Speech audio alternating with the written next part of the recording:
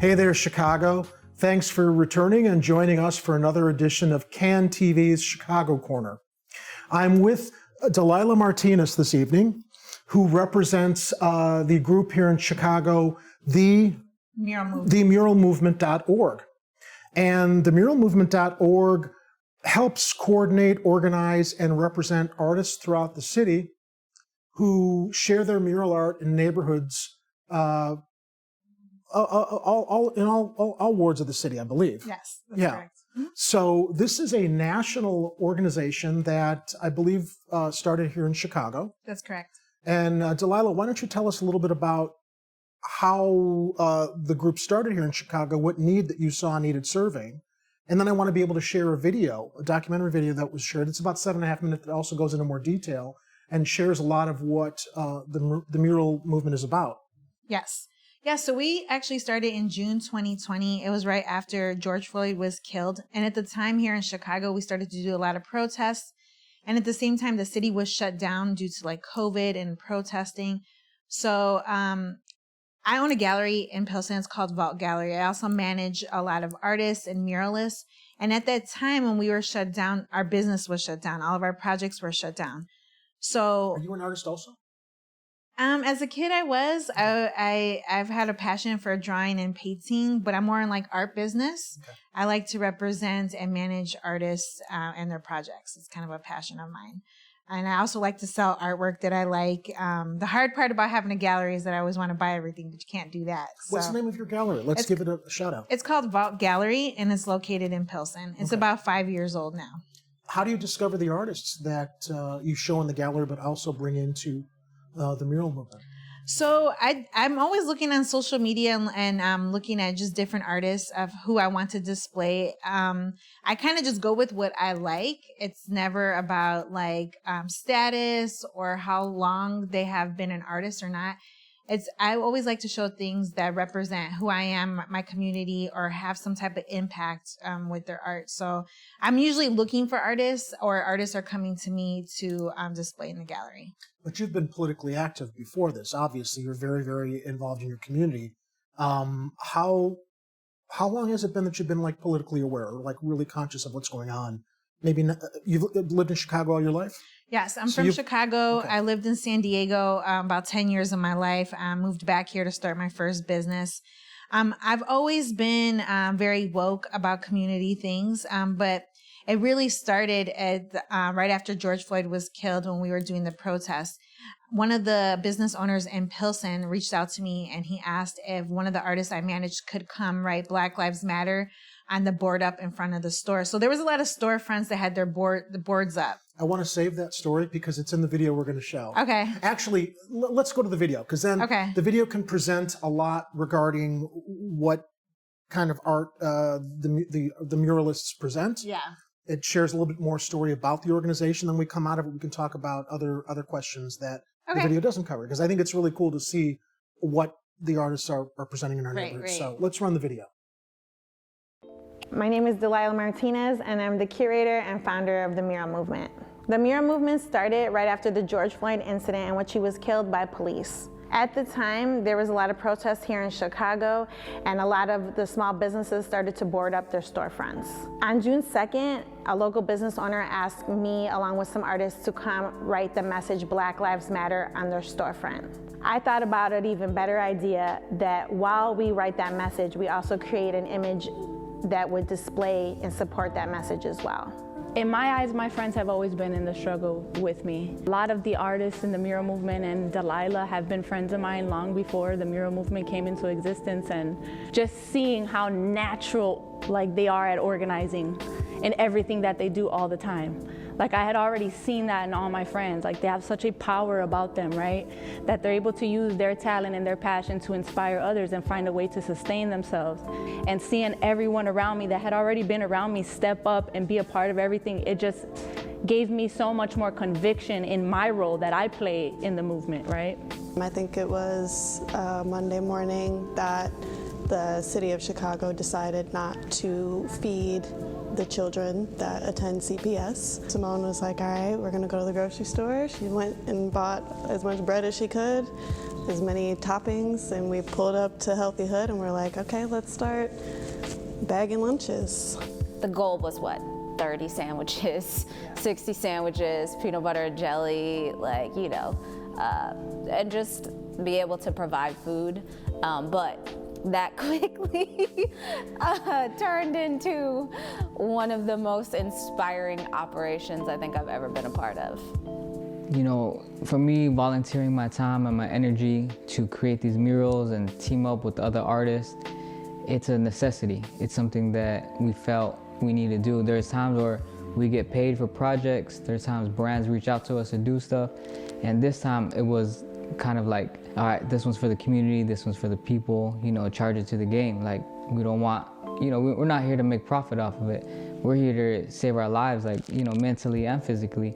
So that's what we did. We really put out those messages, the Black and Brown Unity ones, you know, all the images with the I voted, even the census. Like, that was just about using our artistic voice. Yeah, when I create work or when I create the murals, I just want people to feel empowerment or feel hope or feel that representation that you can reach the highest levels of your work and your voice of what you have to say, and also still be authentic to who you are. At the time here in Chicago, there was a lot of rumors starting to begin that Black and Brown unities were not getting along. I felt that it was my duty to change that narrative. So I started talking to my friend Tubbs, of whom is an artist here in Chicago and is from Pilsen, and he came up with the idea that we should create a large mural that supports the message Black and Brown unity. I would say the Black and Brown Unity Wall came to life, you know, in the midst of protests, in the midst of a lot of turmoil within the United States. I'm an artist, so what's my form of protest, right? Like painting, getting out on the street, writing something, painting a mural.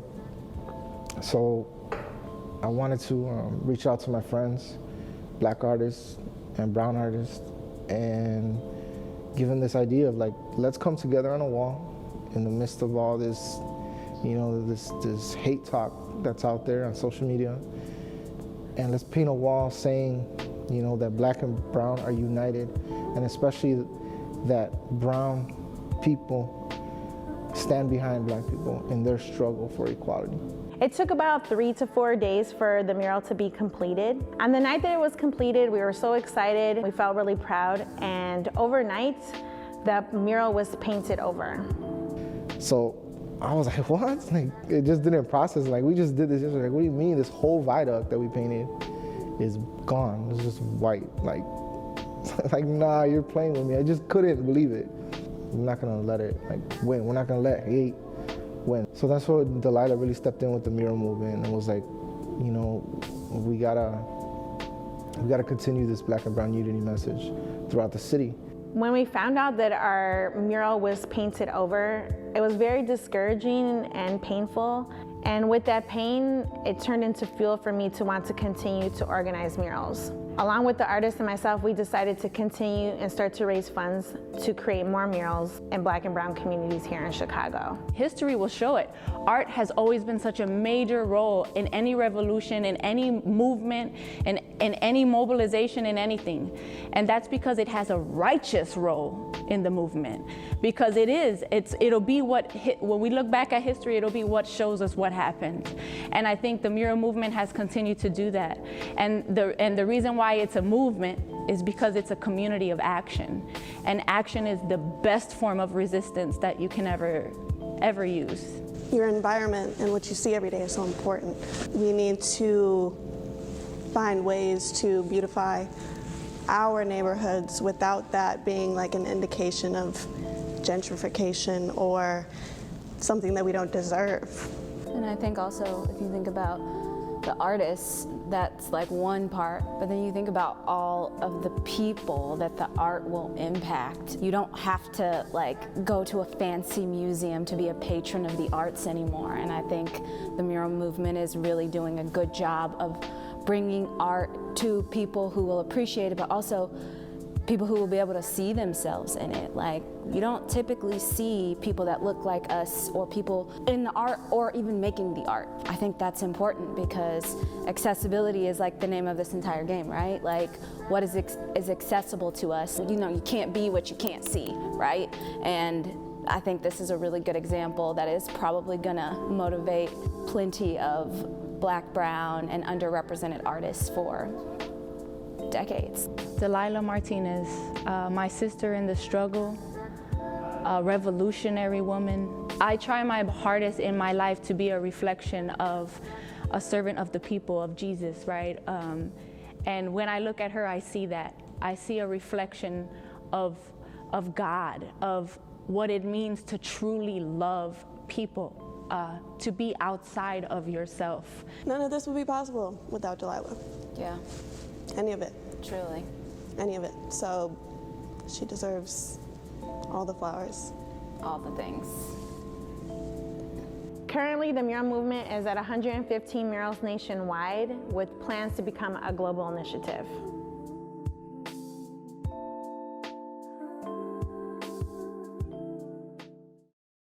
That's just incredible. There's so many questions to unpack from that. I often find as I drive across different neighborhoods and I see the murals, I mean, I didn't realize that there's an organization, there's infrastructure to support it in the mural movement. So that's fantastic. Clearly, what I sense when I drive past murals, it's like a wake-up call. It's like if I'm in my thoughts, it's like I see something that reminds me of something. What a wonderful way to share political messages, share activism. What I wonder about, though, when I watch that video, though, is it breaks my heart knowing how much work goes into a mural, and then that one artist said the next day it had been painted over. How long does it take for an artist to average out a mural in a location? It always depends on like the size of it, but it could take from a week to 2 weeks. So a week to 2 weeks, and wow. And this is at a time that happened when the stores were closing early. We were broke. All the projects are shut down. We just like put our money together because it was a very large project. It's a viaduct. So it was very large. These artists that were part of this project, they get paid a lot of money for their time and their talent. And so everybody volunteered. We put our money together for this project. And then once we completed it, the next morning gone early. So here's my question about that. Is there, I mean, I'm all for what you guys are doing, but is there a clearance procedure to be able to protect the art that's put up? What are the logistics surrounding a location you choose? Because where I see a lot of murals are in, sadly, blighted neighborhoods where it's like, that's where you need the reminder. Shit needs to change, right? So when you are working with an artist and you are choosing a location, how does your organization work to, I don't know if you clear a location or what are the logistics? So it depends. With that particular one, we had to ask the alderman. So if it's like a city property, which is usually like viaducts or anywhere where trains are, if it's city property, we have to ask the alderman or the alderwoman. If it's private property, we got to ask the owner. We don't just do murals without permission. Right. There are a lot of artists that do that, but then it gives you no protection at all because then it's going to be painted over. Right. But this one in particular, we did get permission from the city, from the alderman, the police. It's kind of like a slap in the face to you. It's like, you got permission and we don't care. I mean, this is just like symptomatic of a lot of the problems in our city with our elected our representatives. I don't call them our leaders because they're not leading. It was definitely a direct response to our message, and we felt so empowered and we felt like we were using our voice. What was the message of that mural? It was a Black and brown unity, because at the time, the narrative started to shift between Black and brown communities that we weren't getting along. And I noticed this because my friends and I, we started a food pantry at Healthy Hood Chicago. And some of my friends from the South Side didn't want to come to Pilsen neighborhood. And I'm like, why? And they're like, well, right now, like our peoples aren't really getting along. And I'm like, huh? What? That's awful. And I felt like the narrative was shifting because it was meant to take our focus off what was happening with George Floyd. Right. So I'm like, no way can I allow this to happen. So let's just start doing things that bring in unity amongst our communities, because I feel like when Black and brown people come together and unite, we're very powerful. Yes. But, I feel like sometimes people don't want us to be that powerful. They want to divide you. They want to divide us. So here you have a great message of unity. You get the permission, and then so what? Did you ever get an explanation as to like who approved painting over it? Or no, so it happened in the middle of the night. This is again during curfew when things were closed. So we finished around like 6 o'clock. I had an interview with Chicago Tribune the next morning at 7 a.m. And they called me and they were like, where's the mural at? And I'm like, Oh my God. it's right there. It's Delilah. huge. It's like a large viaduct. You Right. cannot miss it. And has the most powerful, beautiful images. And then they sent me a photo and I was like, oh my God. And basically we found the evidence because we searched the area. And basically someone took a big, large roller brush and painted over the whole entire thing. So it wasn't city initiated. It was just some. No, you could tell when it's in the city because it's like almost perfect. Like you Yeah. won't even notice It was just some anything. jackass who decided they Exactly. wanted to like. Spend their time, their heart, their money, past curfew and paint it over it. So locations are approved with the city or with private properties. It's such a welcome form of art as opposed to gang graffiti. I mean, gang graffiti you see as a blight, right? And it's about violence and it's about territory. And the mural movement is about sharing ideas, bringing people together, unifying people. Right. Right. It's about focusing on representation for the people in those communities, empowering them, making them feel beautiful, especially people of color. You know, I feel like sometimes we don't have a lot of people of color as like models or art or billboards. As a kid, I was very insecure because I never really got to see that. I was picked on because I had a darker skin.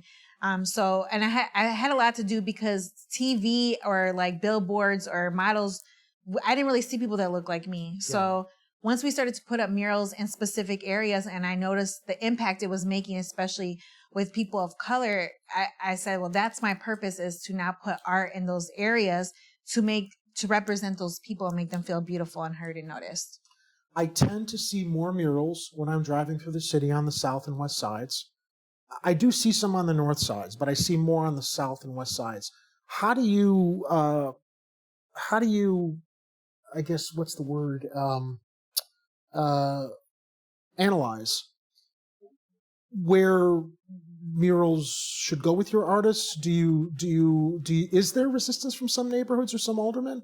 Or how, I guess I want to find out, like, where is their aversion? Because there shouldn't be. And maybe more people should know about that aversion. And well, I will say there is a lot more resistance going north. And I noticed that with the mural that we were just talking about. See, most of the murals that we've done are in the South and West Side communities in Black and brown neighborhoods. We never have no beef with that. right. As soon as we start to go a little north, it becomes a problem. I even get death threats. I get messages, horrible messages. Don't bring that trash in our neighborhood. Like, you're going to die. Like, I get a lot of threats. Everybody's a critic. So it's like, so they don't realize it's art. I mean, and again, it's like, it's a welcome, alternative. Yeah. To the junk. I mean, especially if you've got blank walls. I mean, I tend to see some in the underneath the overpasses on Lakeshore Drive, mostly in Uptown. Yeah. I see mural art, beautiful mural art. Yeah. Of course, that's also punctuated by the fact there are homeless people sleeping under the mural art. It's like the mural art is meant to like focus on issues and problems and bringing people together and unifying people that we are marginalizing and not paying attention to. I especially notice that in the Uptown where some of the murals are on the north side that I see. Yeah. Yeah.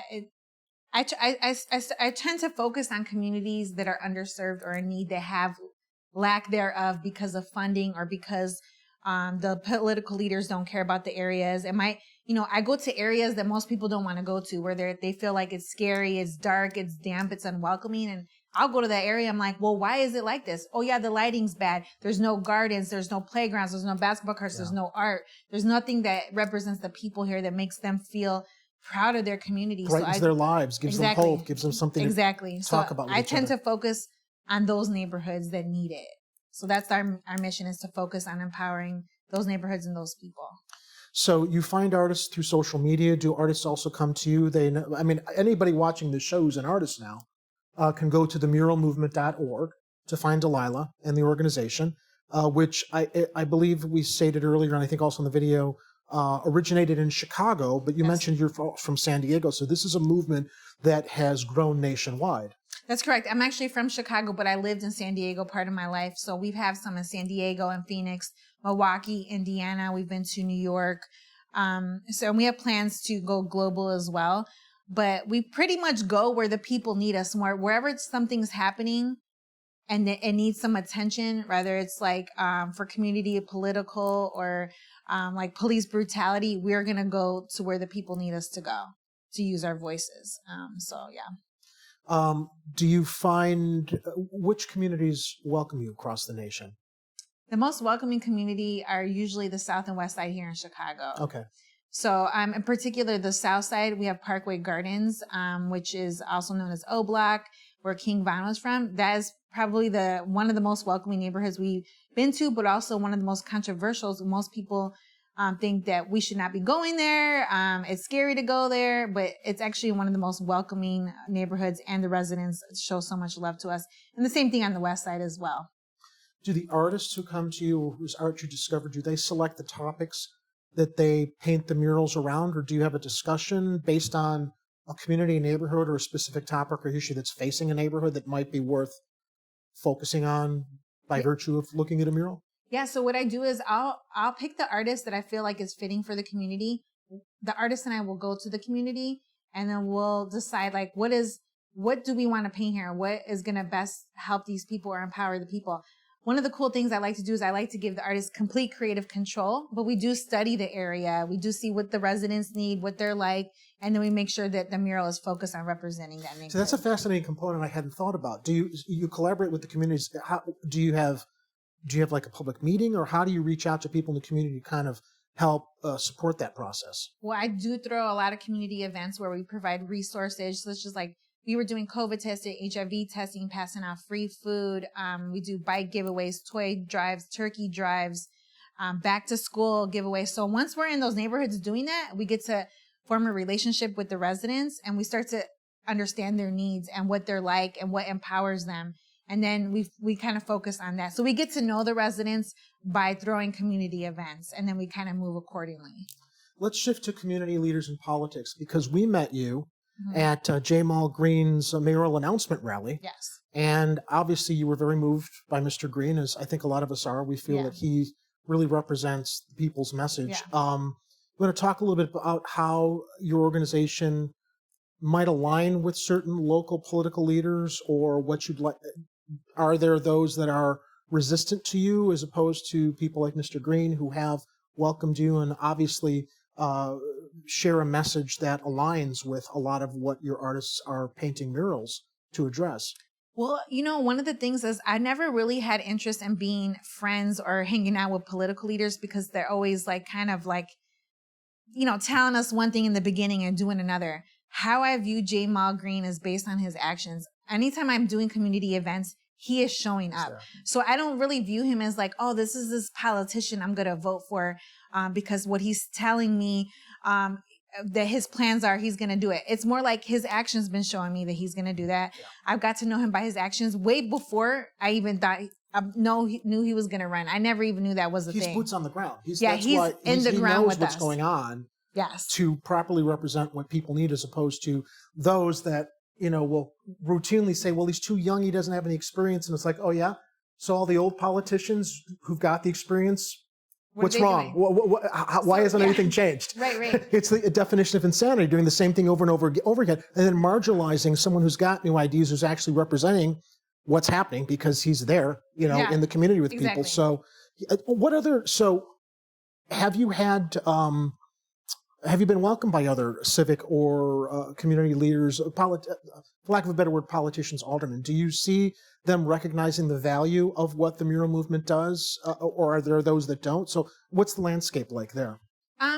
We barely get noticed, but one of the aldermen from Pilsen, his name is Byron. He's amazing. Byron Sigel Lopez. We're going to have him on the show soon. Love him. Awesome. I could text him right now. He's available. I can invite him to my dog's birthday party or or like a community event. He's going to show up. What's really cool about him is I'll be like, the street lights are out. He has them on in a couple days. Like, he's amazing. So he's another one that reminds me of like Jamal Green, and also one of his partners, Javier, that was just running for Senate.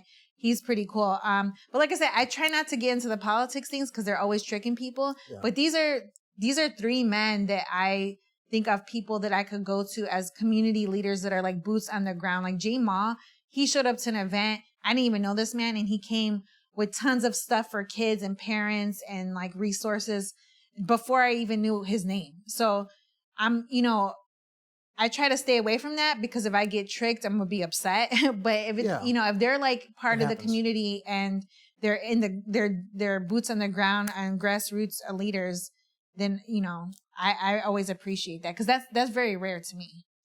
So people can find your organization at themuralmovement.org, and we're going to have that CG'd lower third throughout the show. What does your organization need to help support your artists? Because as I heard you mention earlier, obviously you do need to raise money. The artists are paid supplies. I mean, this is something that I think is also giving opportunities to fund artists. So what can people who are watching do to help support this movement? Well, currently we're always accepting donations. Right now, one of our biggest projects we have going on is at Parkway Gardens. We're doing a basketball court build out, which is also being assisted by Chicago Bulls. They've been helping me. They're one of our biggest supporters. And the reason why I'm doing that is because in that area, there's 3,000 residents. 50% of them are under the age of 18. There's no playgrounds, no basketball courts, no art. We did a mural across the street, but they are in need of some beautifying. So we just finished our basketball court build out. Now I'm throwing a tournament for the residents, and we're raising funds for the whole entire tournament. And we got several projects. We also got something this Saturday on the west side. We're also doing a bike and back to school giveaway as well at Easy Money Fitness. So we're always doing a bunch of stuff. So you could just donate to themuralmovement.org. There's more that I know your group is doing for the communities, and you can find out all about that at themuralmovement.org. Delilah, I want to thank you so much for joining me. I hope that people now who are driving across the city that see these murals understand where they're coming from, what work goes into it, what the logistics are, and why they're so important to get people to refocus on important social issues that, we all need to be paying attention to. Right. So to my viewers, please, thank you for joining us for this episode. You can find us on YouTube at Chicago Corner, where I broadcast on Fridays. We also broadcast Tuesdays, 7:30 p.m. live streams on YouTube. Join us there for more on the people and events and things happening throughout Chicago that make this the best city in the nation. The views and opinions expressed in this program are those of the speakers and do not necessarily reflect the views or positions of any entities they represent. If you would like to be a guest on Chicago Corner, please email our host, Jerry, at chicagocorner.tv.